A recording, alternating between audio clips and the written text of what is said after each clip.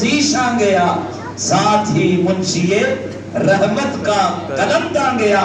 حضور نعمتیں بانٹتے چلے جاتے ہیں, جبریل حضور کے ساتھ ساتھ تقسیم کرتے ہوئے جاتے ہیں. سبحان اللہ. جبریل امین حضور کے منشی بن کر ساتھ ساتھ جا رہے ہیں کہ حضور اللہ کی نعمتیں تقسیم کرتے. اس جہاں کی نعمتیں بھی حضور نے تقسیم فرمائیں اور آخرت کی نعمتیں بھی حضور ہی تقسیم فرمائیں گے. بلکہ آخرت کی نعمتیں تو حضور کے نواسوں کے ہاتھ میں ہیں. سبحان اللہ. حسن اور حسین سیدہ شباب اہل الجنہ, حسن اور حسین دونوں جنت کے جوانوں کے سردار ہیں, جنت کے مالک ہیں, جنت کے ہی لوگ تقسیم کرتے ہیں. تو میرے کریم آقا صلی اللہ علیہ وسلم نے جہاں اپنی امت کو یہ تعلیم دی کہ آپ اللہ کے حضور سجدہ ریزی کریں گے اور اس سجدے کا لطف آپ کو رب کیا عطا فرمائے گا, فرمایا ان المتقین فی جنات و نہر.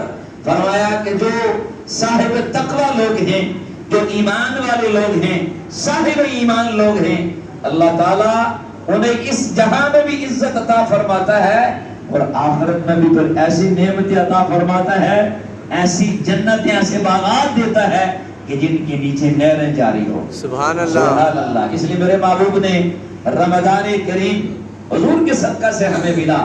فرمایا رمضان کریم میں اللہ کی رحمت اس قدر جوش پہ ہوتی ہے. فرمایا ماہ سیام میں سحر و افطار میں لاکھوں افراد کی بخشش کی جاتی ہے, اور جب جمعہ کا دن آتا ہے تو ہر گھر میں کروڑوں افراد کی بخشش کر دی جاتی ہے. سبحان اللہ. اور پھر جب فرمایا کہ آخری رات آتی ہے لیلۃ الجائزہ, یہ جو رات ہمیں نصیب ہو چکی ہے اللہ کے فضل سے, اگر سانسیں باقی رہے, جو کہ زندگی کا پتہ کوئی نہیں ہے, اگر سانسیں باقی ہیں اور مغرب کے بعد لیلۃ الجائزہ شروع ہو جائے گی. یہ اتنی عظیم رات ہے کہ اکثر لوگوں کو اس کی خبر ہی نہیں ہے کہ لیلۃ الجائزہ کیسی رات ہے. جب میرے آقا علیہ السلام نے حضور کا یہ عمل ہوتا کہ آپ جس طرح رمضان کریم کی آمد پر صحابہ کرام علیہم الرضوان کو جمع فرماتے اور رمضان کریم کی عظمت بیان کرتے, روزہ دار کی روزے کی عظمت بیان کرتے اور بتاتے کہ رمضان کے روزے رکھنے والوں پر اللہ کتنا راضی ہوتا ہے, کس قدر اس کی رحمتیں برس رہی ہوتے ہیں, انعام اور اکرامات کا نزول ہوتا ہے.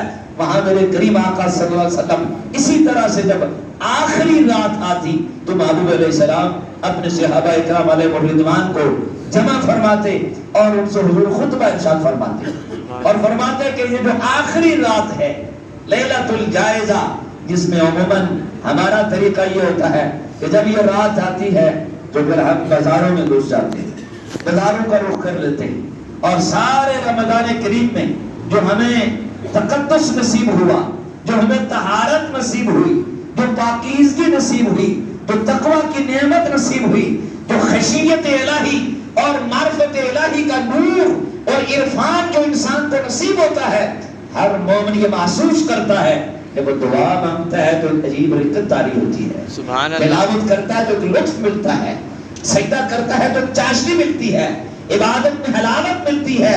یہ ساری چیزیں اس لیے ہے کہ رب العالمین نے رحم کرتے ہوئے مصطفیٰ کے صدقے سے شیطان کو جکڑ کر بند کر کے حضور کی امت پر یہ انعام کیا کہ تم آؤ اور اللہ کے حضور جھکو تاکہ تمہیں معرفت الہی نصیب ہو جائے.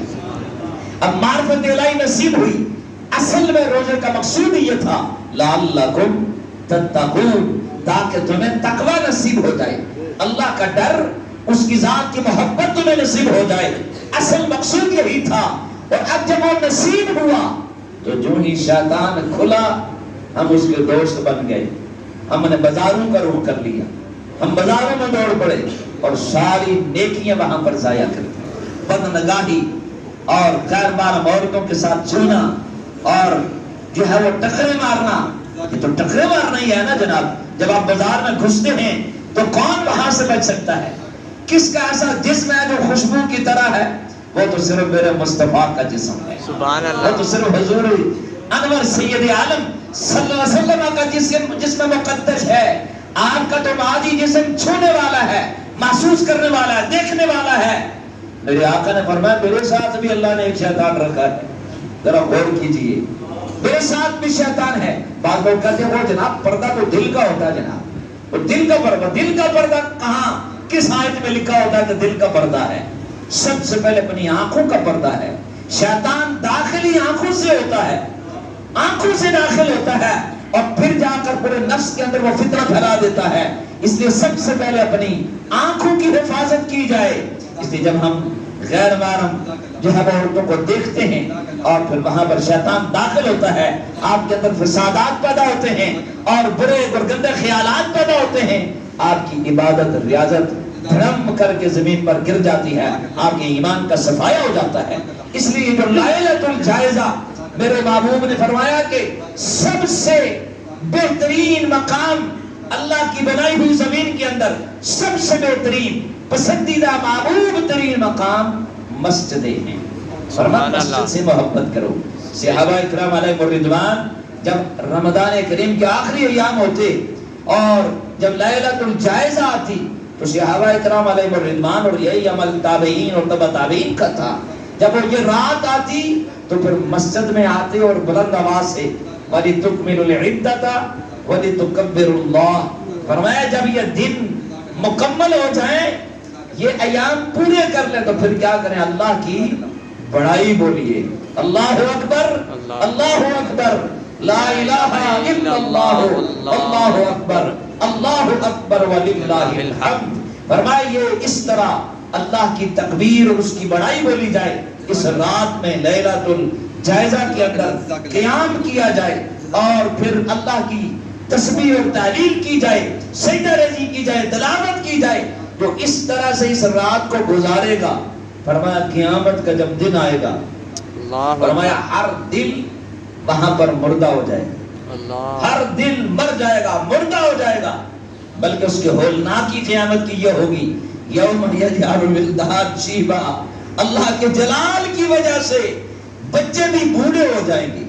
بلکہ حدیث مبارکہ ہے انبیاء بھی چھپ رہے ہوں گے. اللہ اکبر. رب کے جلال کے سامنے سیدنا عیسیٰ علیہ السلام چھپ رہے ہوں گے. کہیں رب مجھ سے یہ نہ پوچھ لے تم نے تو نہیں کہا تھا ان کو کہ یہ تجھے اللہ کا بیٹا کہیں, کہیں تم نے تو ان کو یہ نہیں کہا کہ یہ تمہیں اللہ کا بیٹا کہیں. عیسیٰ علیہ السلام پیغمبر خدا چھپ رہے ہوں گے. اگر کوئی ذات ہوگی جو مقام محمود پر ہوگی وہ محمد عربی کی ذات, سبحان اللہ, میرے اور آپ کی کریم آقا کی ذات ہوگی. حضور سید عالم صلی اللہ علیہ وسلم مقام محمود پر جلوہ گر ہوں گے اور ہر نبی اور ان کی امت نفسی نفسی میری ذات ہر کوئی پکار رہا. اللہ اکبر. ہائے ہائے, ساری مخلوق پھر رہی ہوگی اور لوگ تڑپتے ہوئے انبیاء کے پاس جا رہے ہوں گے. ہر نبی کہے گا بھئی آج تو مجھے اپنی پڑی ہے, تو آگے چلا جا, آج تو مجھے اپنی فکر ہے, تو آگے چلا جا, آگے چلا جا.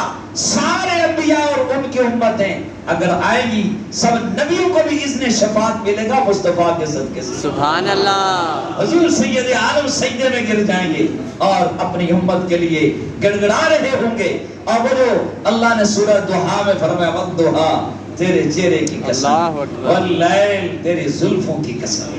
حضور کی زلفوں کی قسمیں اور چہرے کی قسمیں اٹھا کر کیا فرمایا وَلَلْآخِرَةُ خَيْرٌ لَكَ مِنَ الْأُولَىٰ. مصطفیٰ ہر آنے والی گھڑی میرے حبیب تیری عظمت کی گھڑی ہو. سبحان اللہ. اور مجھے فرمایا وَلَسَوْفَ يُعْطِيكَ رَبُّكَ فَتَرْضَىٰ. آنے قریب آپ کا رب آپ کو اتنا عطا کرے گا کہ بس پھر آپ اپنے رب سے راضی ہو جائیں گے. اللہ ذرا غور تو کریں, قرآن کا مضمون تو دیکھیں اور عظمت مصطفیٰ کو سمجھیے. فرمایا والا سوفا یعطیکا ربک فترضا. دو عالم چاہتا ہے رضائے خدا, خدا چاہتا ہے رضائے مصطفیٰ. ساری کائنات رب کی رضا چاہتی ہے. رب فرماتا مصطفیٰ بس تو راضی ہو جائے گا. حضور پھر راضی کیسے ہوں گے؟ حضور کہیں گے یا اللہ آج میری امت کی بخشش فرما, یا اللہ آج میری امت کی بخشش فرما دے, یا اللہ آج دیگر نبیوں کو بھی اذن شفاعت دے دے, وہ بھی اپنی امتوں کی شفاعت کرے. ہر نبی کے اوپر, ہر امت کے اوپر اگر کوئی گواہ ہوگا تو اکیلے مصطفیٰ کی ذات ہے. سبحان اللہ. اس لیے کہ حضور کو اللہ نے حاضر و ناظر نبی بنا کر دیا, شاہداً و مبشراً و نذیراً. حضور حاضر و ناظر حاضر نبی ہے. آپ شاہد ہوتا ہی ہوا، لیکن مضبوط ترین گواہی اس کی ہوتی ہے جو عینی شاہد ہو. بے شک. بولیے کیا ہو؟ عینی شاہد. عینی شاہد ہو. کسی نے قرائن سے بات کی ہو، ادھر ادھر سے سن کر بات کی ہو، اور وہ دلیل پختہ نہیں ہوتی. پختہ گواہی اسی کی ہوتی ہے جس نے اپنی آنکھوں سے دیکھا ہو. اس لیے فرمایا اللہ نے ساری مخلوق کے حال و احوال مجھ پر ظاہر فرما دیے. سبحان اللہ. حضور ساری مخلوق کو ملاحظہ فرما رہے ہیں. تو سامعین ذی احتشام، ہم خوش بخت ہیں کہ اللہ نے ہمیں حضور کا امتی بنایا ہے. تو فرمایا قیامت کا دن بچے بھی بوڑھے ہو جائیں گے. فرمایا ان حالات کے اندر، اس پریشانی کے عالم میں کہ جب سورج سوا نیزے پر ہوگا اور آج سورج کی پشت ہے، اس وقت حدیث مبارکہ ہے سورج کا چہرہ ہماری طرف ہوگا. ذرا جون کے درمیان میں کوئی شخص ننگے پاؤں سڑک پر کھڑا ہو کر دکھائے، تھوڑی دیر رہے گا تو بلک جائے گا، تڑپ اٹھے گا. سکھر اور سبی کے لوگوں سے پوچھ کر دیکھیے، جہاں ریتلی زمین ہے، تپتی ہوئی زمین ہے، ان کی تڑپ اور پیاس دیکھیے، ان کا جھلسنا دیکھیے، پھر ہمیں پتا چلے گا کہ انگاروں کے اوپر کھڑا ہونا کیسا ہے. تو اگر جہنم کی ایک چنگاری زمین پر آ جائے تو ساری زمین جب خشک ہو جائے، ساری زمین کا سبزہ خشک ہو جائے، سارے سمندر خشک ہو جائے، اس قدر دہکتی جہنم کی آگ ہے. اس لیے سامعین ذی احتشام، وہ جو حشر کا دن ہے، اس دن مصطفیٰ کا صدقہ اللہ حضور کی امت پر اتنا راضی ہوگا. فرما جو لیلۃ الجائزہ کے اندر یہ جو رات آ چکی ہے، مغرب کے بعد اس رات کا نزول ہو جائے گا. اس رات میں جو شخص شب بیداری کرتا ہے، رات کو کھڑا ہو کر اللہ کا ذکر کرتا ہے، کم از کم اگر ساری رات کو جاگ نہیں سکتا، عشاء کی نماز جماعت سے ادا کر لے، فجر کی نماز جماعت سے ادا کر لے. اگر زیادہ ہی مصروف ہے، نہیں رات کو جاگ سکتا، کم از کم اتنا تو کرے کہ رات کو گناہ سے بچے، بازار میں نہ جائے، بازاروں سے اپنے آپ کو بچا لے. میں نے پہلے حدیث مبارکہ کا ذکر کی کہ اللہ کی زمین میں سب سے ناپسندیدہ مقام اللہ رسول کے نزدیک بازار ہے. ہاں بازار میں اگر وہ تاجر جو اپنے ایمان کی حفاظت کرتا ہے، اپنے زبان کی حفاظت کرتا ہے، جھوٹ نہیں بولتا، دھوکے سے مال نہیں بیچتا. اب تو ریڑیوں پر رات کو آپ دیکھیں گے، ہم کہتے ہیں جناب حکمران یہ کر گئے، وہ کر گئے، کبھی ہم نے اپنے آپ کو بھی دیکھا ہم کیا کر رہے. یہ رمضان کریم ہمیں یہ درس دیتا ہے کہ اپنے آپ کا محاسبہ کرو، اپنے اندر کو دیکھو. اب سارا دن بیچارہ محنت کرتا ہے اور رات جب مغرب ہوتی ہے تو سرخ سیب کے اوپر سرخ لائٹ لگ جاتی ہے، کیلے کے اوپر پیلی لائٹ لگ جاتی ہے. کیوں؟ یہ ذرا نکھر کر نظر آئے. اللہ کے بندے، تجھے تو رزق وہی ملنا ہے جو میرے رب نے تیرا مقدر کر رکھا ہے. سارا دن تو تھکتا بھی رہا اور شام کو بد نیتی کر کے اس نے حرام کما لی. سارے دن کی محنت پر پانی پھر دیا صرف نیت بدلنے سے. اور سرخ لائٹ لگانے سے کون سا تیرا مال بک جانا ہے؟ بکنا وہی ہے جس کو اللہ نے تیرے پاس بھیجنا ہے. تو فرمایا کہ جو ایسا تاجر ہو جو حلال کمانے والا ہو اور جھوٹ بول کر مال نہ بیچتا ہو، دھوکے سے نہ مال کے اچھا مال نکما مال سامنے کر کے دکھاتا ہے، ایسے تاجر کا حساب کل قیامت کے دن اللہ نبیوں کے ساتھ کرے. سبحان اللہ. اللہ اللہ اللہ اللہ، کتنا بڑا مقام ہے. انبیاء کے ساتھ ہوگا وہ شخص جو سچا ہے، سچ بولنے والا ہے، حلال کمانے والا ہے، حلال بیچنے والا ہے، حلال کمانے والا ہے. اس لیے فرمایا جائے گا کلکم راع و کلکم مسئول عن رعیتہ، ہر ایک سے سوال کیا جائے گا کل قیامت کے دن. ایک قدم بھی بندہ آگے نہیں بڑھ سکے گا جب تک 4 سوالات کا جواب نہ دے. جوانی کہاں گزاری، مال کہاں سے لایا، کہاں خرچ کیا، اپنا بچپن کیسے گزارا، جب تک ان سوالات کا جواب نہیں دے گا ایک بالشت بھی آگے قدم نہیں رکھ سکے. اللہ کا جلال اتنا ہوگا.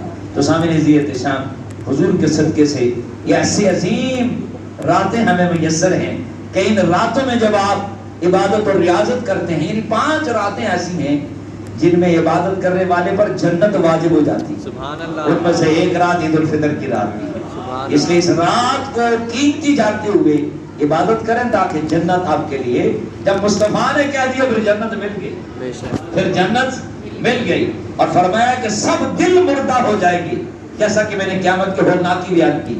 انبیاء بھی خوف سے کانپ رہے ہوں گے. ایسے حالات میں اس رات کو شب زندہ داری کرنے والا، عبادت کرنے والا، گناہوں سے بچنے والا، اللہ کی تکبیر و تسبیح و تحلیلات بیان کرنے والا، فرمایا اس کا دل مردہ نہیں ہوگا، وہ زندہ رہے گا. اللہ تعالیٰ مجھے اور آپ کو عمل کی توفیق نصیب فرمائے. انشاءاللہ العزیز نماز عید الفطر ٹھیک 7 بجے انشاءاللہ جماعت کھڑی ہو جائے گی. فجر کی جماعت ہے کہتا ہے 5 بجے 4 بجے روزہ بند ہوتا ہے. 1 گھنٹہ بعد ہو نہیں، 4:45 بجے، 4:15 گھنٹے بعد جماعت، 4:45 بجے انشاءاللہ فجر کی نماز جو ہے اس کی جماعت ہوگی. اللہ نے آمین.